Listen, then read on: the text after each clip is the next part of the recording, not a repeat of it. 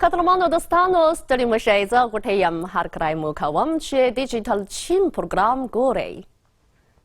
چین د سږ کال د جنوري له 8مې نېټې څخه د کرونا وبا د مخنیوي او ادارې نوي تدبیرونه نیولي او د دغې وبا په اړه یې د کرانتین تدبیرونه تعدیل کړي دي. چین د کرونا وبا د عمومي حالاتو تر څارنې او څېړنې وروسته نوي تدبیرونه اعلان کړي او کارپوهان دا تدبیرونه د چین د اقتصادي پرمختګ او د نړیوال اقتصاد د بیا سمسورتیا لپاره ګټور بولي. زه به په نننۍ پروګرام کې د ګڼو شمېرو له مخې تاسو ته د چین د اقتصادي پرمختګ حالات در وپېژنم. د چین د اوسپنیزو لارو ملي ادارې د تېر 2022 کال د دسمبر په 13مې نېټې د نوي یا 2023 کال لپاره د 3 ورځو رخصتیو په مناسبت ځانګړې ترافیکي چارې تنظیم پیل کړي وي.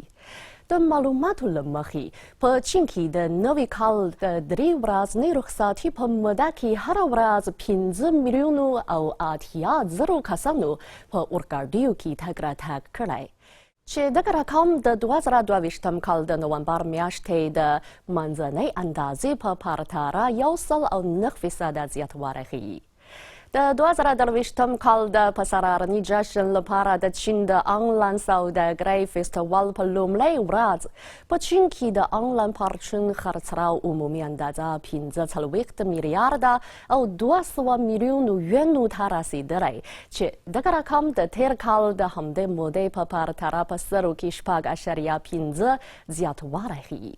په چین کې د نوي کال د 3 ورځنۍ رخصتي کې د فلمونو د ټکټونو د پلور ګټې 550 میلیونو یونو ته رسیدلي څه باندې 12 میلیونو او 500,000 نندارچیانو په سینماګانو کې فلمونه کتلي دي او په همدې موده کې د مختلفو فلمونو د نندارو شمېر له 1 میلیون څخه پورته ښودل شوی دی.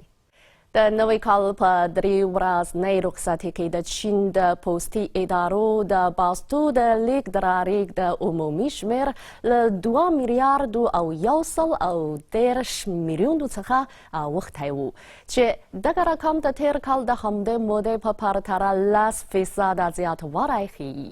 له یادو شمېرو څخه څرګندېږي چې د نوي کال په 3 ورځنۍ رخصتي کې د ترانسپورت، آنلاین سوداګرۍ، سرانۍ او رستورانونو په شمول د چین اقتصاد د سمسورتیا په حال کې دی او خوځنده ځواک یې نور هم پیاوړی شوی دی.